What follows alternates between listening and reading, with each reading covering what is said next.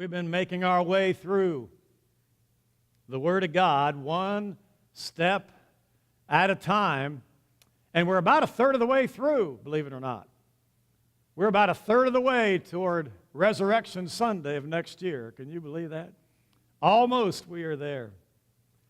We've been going through one step at a time. We began in the book of Genesis. In the book of Genesis, we read about creation.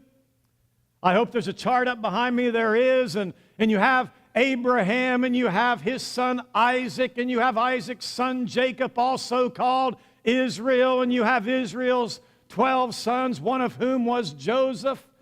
Joseph was sold into slavery into Egypt, and all that in the very first book of the Word of God.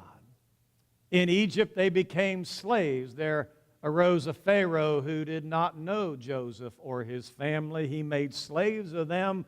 So God calls Moses to lead them out of Egypt.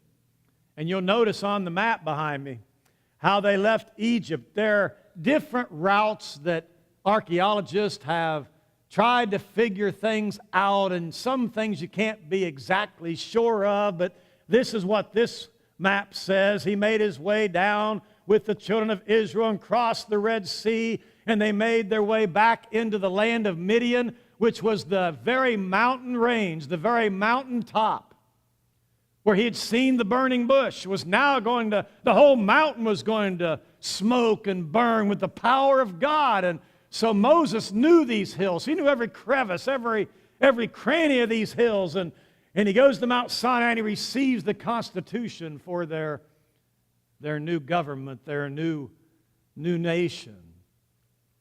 They leave Mount Sinai. They make their way to the foot of Mount Sinai first. And let's put the tabernacle up. At the foot of Mount Sinai, Moses makes this tabernacle of God exactly the way God said to make it, because he would obey every jot, every tittle. You must obey when you approach God. You must obey every single command that he has given, or you will not go into the presence of God.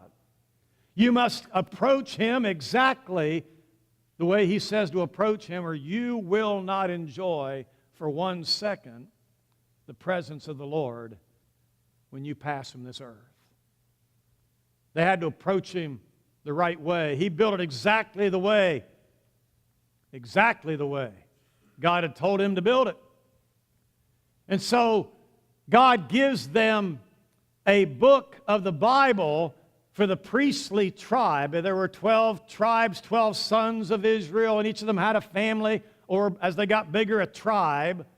The Levite tribe, the tribe of Levi, one of the sons of Jacob, one of the sons of Israel, they were the priestly tribe. And God gave them strict commands on how to approach him as he would dwell symbolically in that Holy of Holies in the tabernacle, and later the temple when it became a permanent dwelling. The word tabernacle just means tent. So, that book is called Leviticus or Leviticus, and they received that at the base of Mount Sinai. If you want to be an Old Testament priest, you'll probably enjoy reading Leviticus. There's also some history there in the book as well. They would leave Mount Sinai, make their way to the Promised Land, but they would wander for 40 years because they did not want to go into the Promised Land. They showed no faith the first time around. So that generation had to die.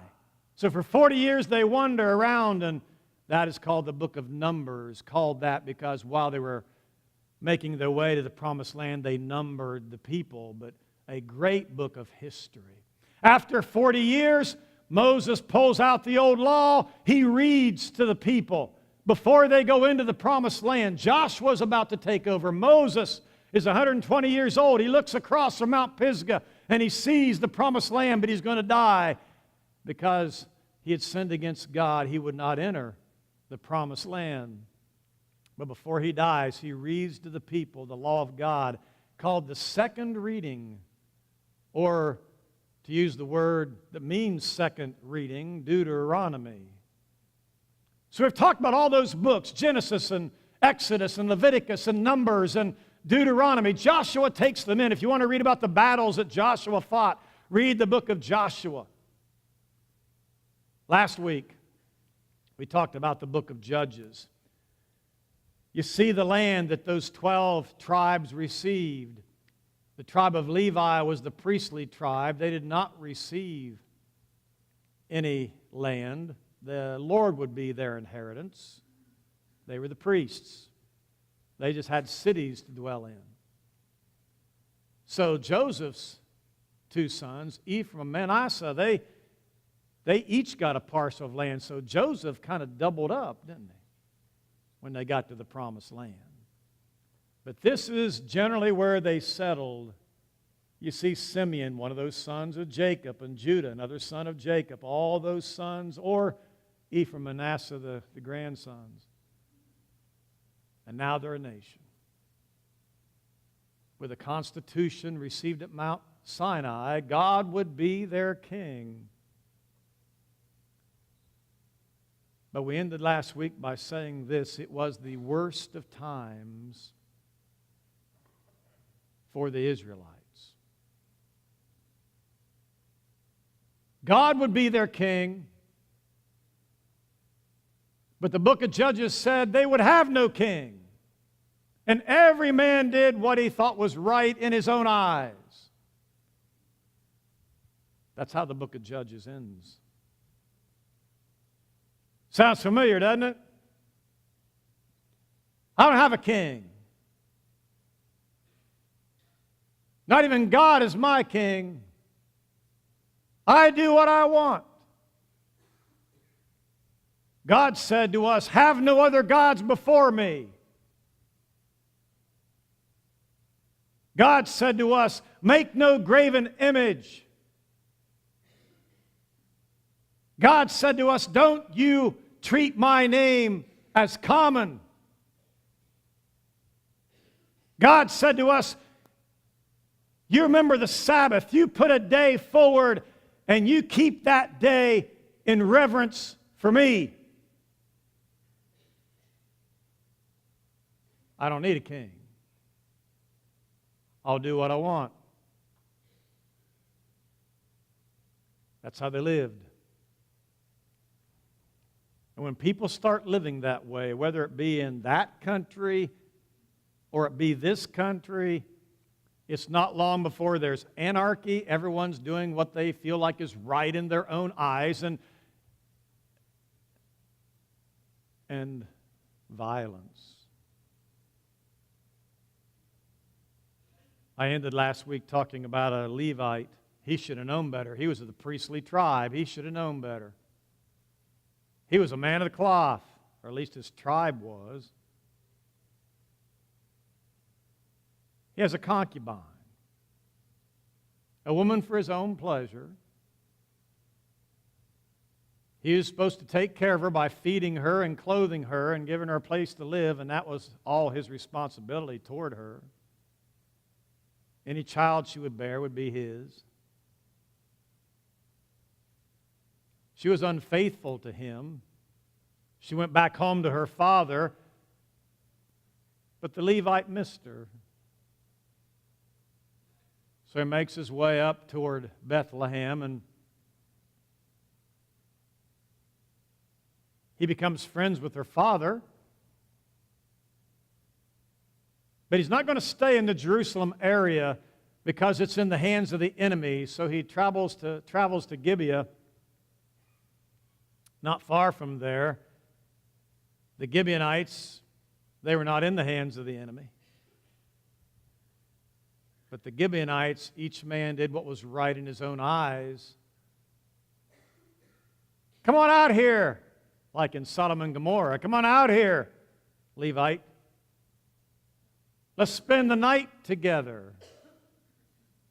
He would not do it, but he sent out his concubine.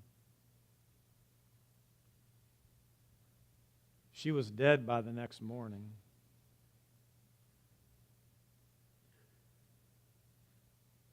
He cuts her into 12 pieces and he mails her to the 12 tribes, the 12 tribes of Israel. It's disgusting. It's how far things go when every man has no king. Of course, it even disgusted them in the period of the judges. They all assemble, all but the tribe of Benjamin. They stay out of it. That upsets the other 11 tribes, so they go to war against one of their own tribes, the tribe of Benjamin. They take them down all the way to a few hundred fighting men, and then they begin to realize, you know what? Maybe we've gone too far. So this was their plan. Those soldiers who were left need wives or they'll never repopulate Benjamin. Benjamin never did recover. It was always one of the smaller tribes. But we always have this sacred, spiritual feast thing at Shiloh every year, and here's what we'll do. We'll let these men from the tribe of Benjamin just steal girls as they make their way to Shiloh, and that way they'll have wives. Because you see, they had vowed not to give their daughters in marriage to Benjamin. That way, we didn't give our daughters to them. Do you hear how we rationalize everything? We didn't give them, but they allowed it.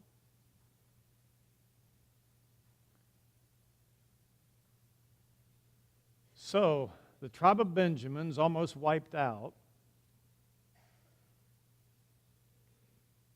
A concubine is dead and divided. The nation of Israel, the tribes are at war with one another. All because one Levite couldn't do the right thing.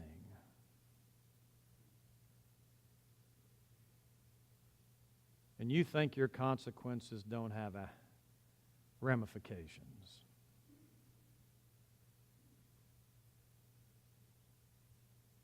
But in the midst of all this darkness,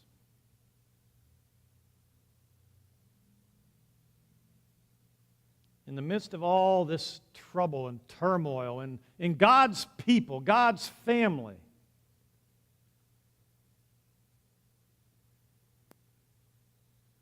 God points out one situation that's good. God always wants to put before us the light, doesn't He? The light shining on a hill. And so the Word of God stops the story with the next book of the Bible called Ruth, and it tells the story of Ruth, who happened to be alive during this time of the judges, who happened to be alive during the period of the judges. And God said, don't focus on all the evil and all the darkness. Look over here. Notice her. The Bible does that from time to time. The Bible kind of shifts the focus, kind of says to the reader, says to us, take a deep breath here, and let me tell you about Job, who lived during the time of the patriarchs. Abraham, Isaac, and Jacob. Let me tell you about Esther, who would live during the time of the Persians later on. Or in this case, let me tell you about Ruth. Let's turn our attention to her for a moment. This was a family that happened to live during this time frame of the judges.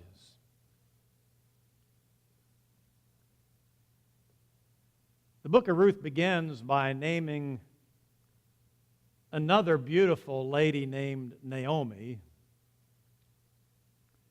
Her husband, Elimelech, and things were so difficult, things were so hard trying to live in the land of the Israelites that they decided for the sake of the family to move to Moab. maybe life would be better there. It wasn't. Naomi's husband dies, leaving her alone. Then her two sons die, leaving her daughters-in-law alone. Naomi's getting older. She wants to go home. You ever felt that way? Some of you older folks, I just kind of want to go home. Maybe you're younger and feel that way. Had kind of a tough life. It's been hard. I want to go back to Bethlehem. Back home. So she and her two daughters-in-law make their way toward the border. Let's read. Ruth chapter 1. Beginning in verse 7. Page 412 in a pew Bible, if you're looking there, 412. Ruth chapter 1, verse 7. With her two daughters-in-law, she left the place where she had been living and set out on the road that would take them back to the land of Judah. Then Naomi said to her two daughters-in-law, "Go back, each of you, to your mother's home. May the Lord show kindness to you as you have shown to your dad and to me. May the Lord grant that each of you find rest in the home of another husband." Then she kissed them, and they wept aloud and said to her, "We will go back with you to your people." But Naomi said, "Return home, my daughters. Why would you come with me? Am I going to have any more sons who could become your husbands? Return home, my daughters. I'm too old to have another husband. Even if I thought there was still hope for me, even if I had a husband tonight and then gave birth to sons, would you wait until they grew up? Would you remain unmarried for them? No, my daughters, it is more bitter for me than for you, because the Lord's hand has gone out against me."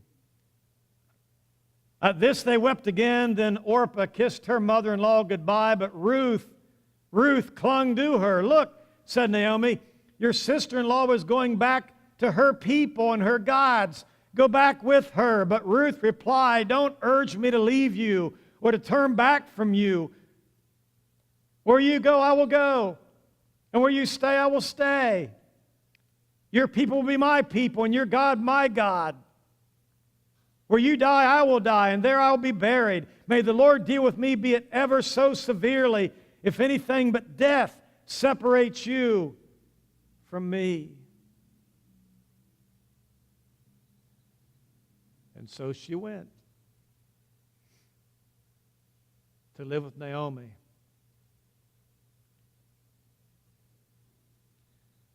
The story of two women in the period of the Judges who were all alone.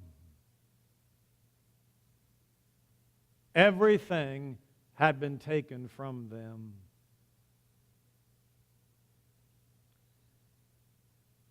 Gene Apple is one of the great communicators of our day, a great Christian preacher. Growing church, growing Christian church. But he tells the story in his book of how after a new building was dedicated, he went home that night and his wife said to him, "I'm divorcing you." He went to his elders. "I must resign. My wife is divorcing me." The elders worked with him. He wanted to keep the marriage going, so the elders said, "Let's work it through, but no, we're not going to accept your resignation yet. We'll work through this," because he wanted the marriage to go on, but his wife didn't. They were divorced.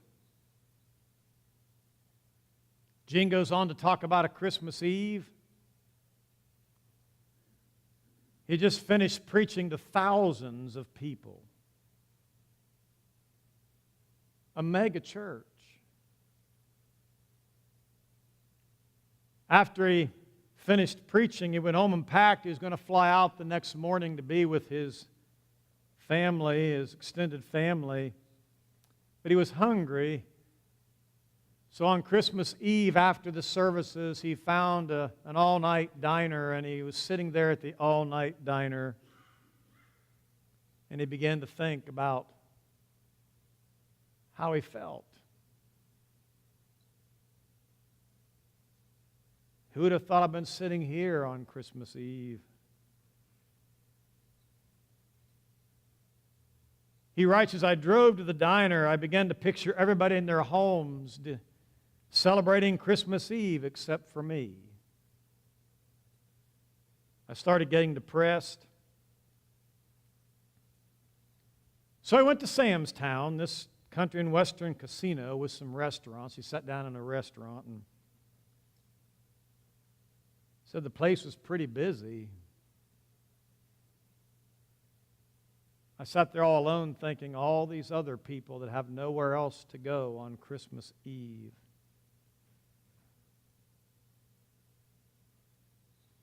He said about that time somebody put a quarter in the jukebox and Elvis began singing in his ear, "Are you lonesome tonight?"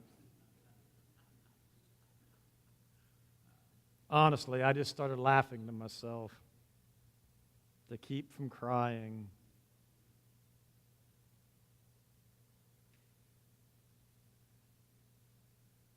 These were two women who had nowhere else to go.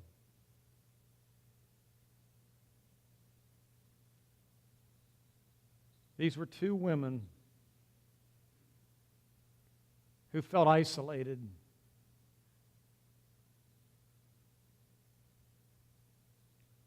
If you've ever felt lonely, statistics show that 15% of people in America feel lonely most or all of the time. 78% feel lonely at least some of the time.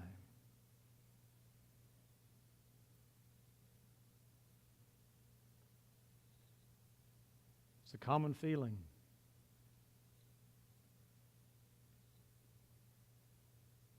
Naomi and Ruth had nowhere to go. Naomi was willing to do it on her own. But Ruth said, "No, I'm going with you. We'll be together. Your people will be my people. Your family, my family. Your God, my God."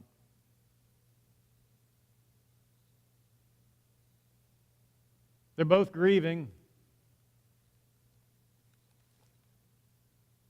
They both lost their husbands.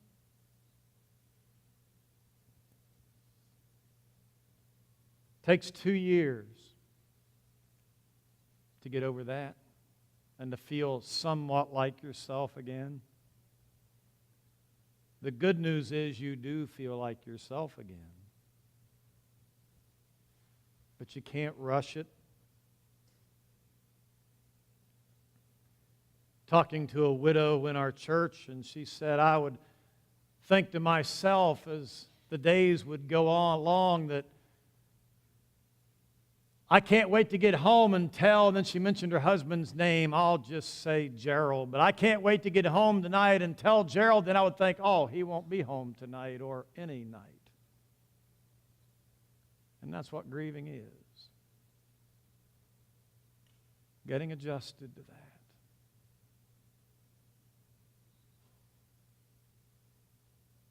But there are those who have it worse. Those who feel divorced.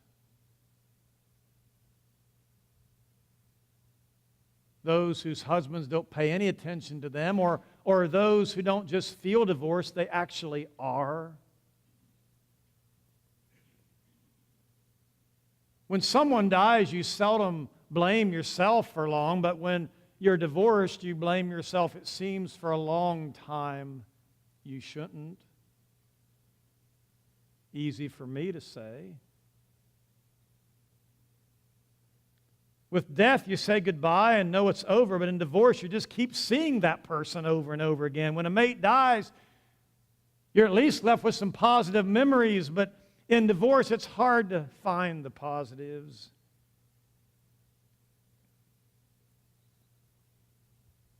I think it's worse. Two people who are grieving. Two people who felt isolated.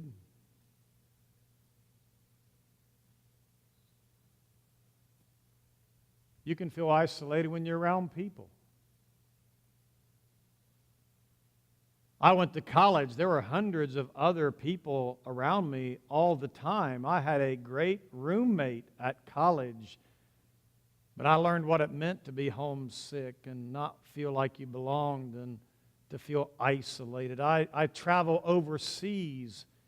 You've never felt isolated until no one speaks your language and they are speaking and you are standing there.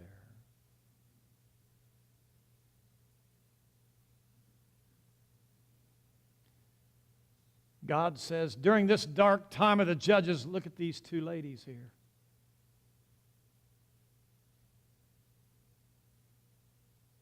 They're grieving. They're lonely. They feel isolated.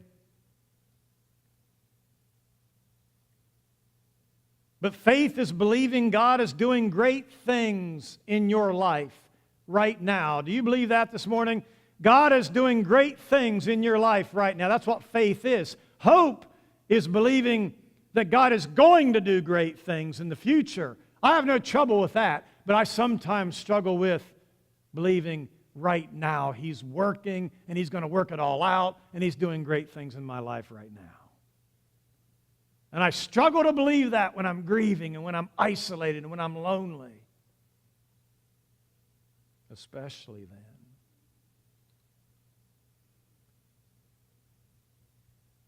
Naomi knows the pain. She says in chapter 1, verse 20, don't call me Naomi anymore. Call me Mara, which means bitter, because that's my life. One bitter thing after another. She's feeling the heat, just like you are.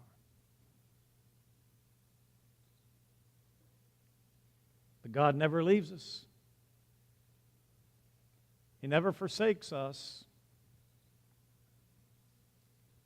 He sees where you are this morning. And by the way, He would know where you are if you weren't here. He sees where you are.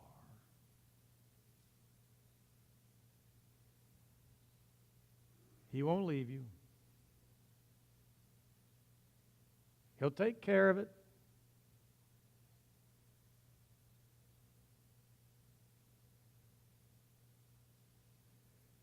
Back in Bethlehem, Naomi has a relative named Boaz, and Ruth says to Naomi,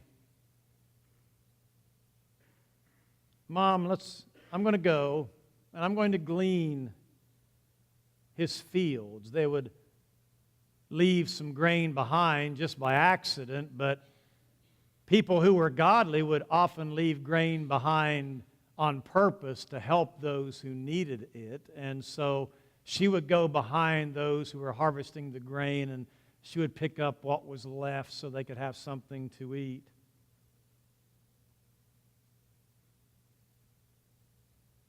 I'm going to go glean the fields. She may have remembered what Joshua said when they first entered the promised land, hundreds of years before. Remember how God told him, you be strong, you be courageous, and you be obedient. I'll say that to you this morning. You be strong, you be courageous, and you be obedient. And that's what Ruth was. I'm going to be strong, I'm going to be courageous, and I'm going to be obedient. I'm going to do it God's way exactly as He says to do it. And that's what she does. She goes and she gleans the fields. And Boaz notices her and says, who is that? They tell him, well, she's just been gleaning the fields. She's working hard, doing it God's way. Leave some extra. Make sure she has more than enough.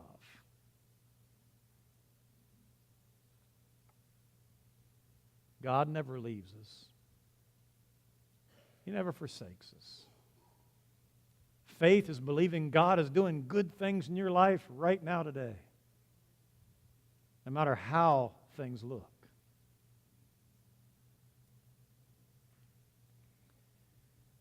She gleans the fields.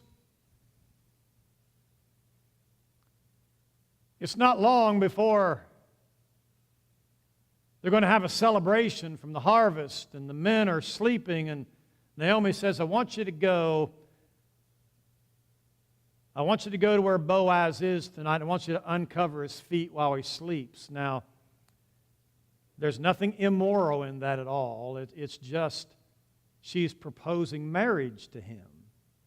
I'm available for marriage. I'd like to marry you. That's all it meant. And you thought it wasn't until this century women proposed to men. It happened in the period of the Judges. So she uncovers his feet and she lies there for him to wake up. He wakes up. Who is that?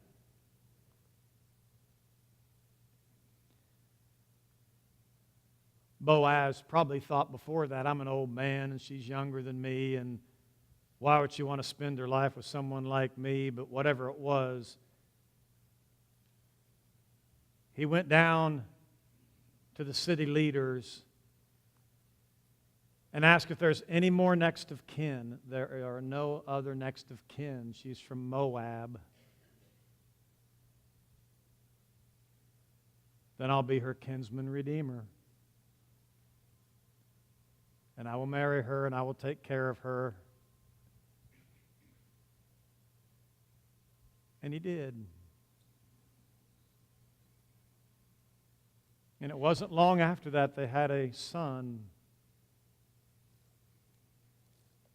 They had a son. And so here is this beautiful woman and her mother-in-law, who's now a mother to her,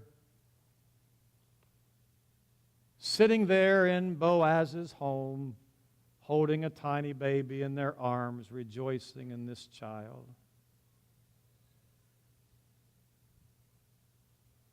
How God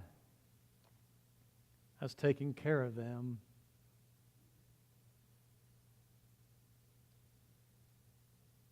I want you to go with me to finish in Matthew chapter 1. Matthew chapter 1, page 1496 in your pew Bible. I was counseling with someone this week, and I said, that's page 1496 in your pew Bible, and they rolled their eyes. Really? Even in the office, you're going to tell us that? Matthew chapter 1. We have here the genealogy of Joseph, the husband of Mary, who would bring the offspring into the world. The offspring mentioned in Genesis, who would crush the serpent. He was the plan of God. That's why we're telling the story, the plan. But here in Matthew 1, verse 2, we see there Abraham was the father of Isaac, Isaac the father of Jacob, Jacob the father of Judah, and his brothers, those other 11 brothers. We've been talking about that for months, haven't we? Go down to verse 5. Solomon was the father of Boaz. We talked about him this morning, whose mother was Rahab, a harlot. Boaz, the father of Obed, whose mother was Ruth. Obed, the father of Jesse. And Jesse, the father of King David. So that little baby that she held in her arms was named Obed, who became the grandfather of King David.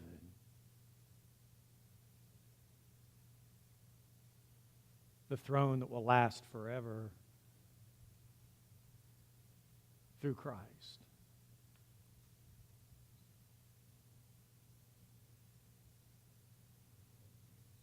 So a woman who said, I'll go where you go, and your God will be my God, and your people my people, that woman became a part of the family lineage of Joseph, who would marry the mother of Jesus.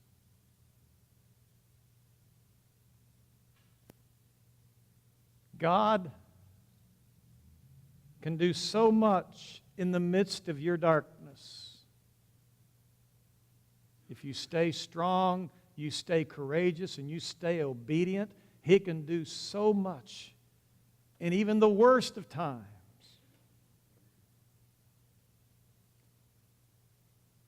So I encourage you, even admonish you in the Word of God, be strong, be courageous, be obedient, and be blessed beyond what you could ever think or imagine.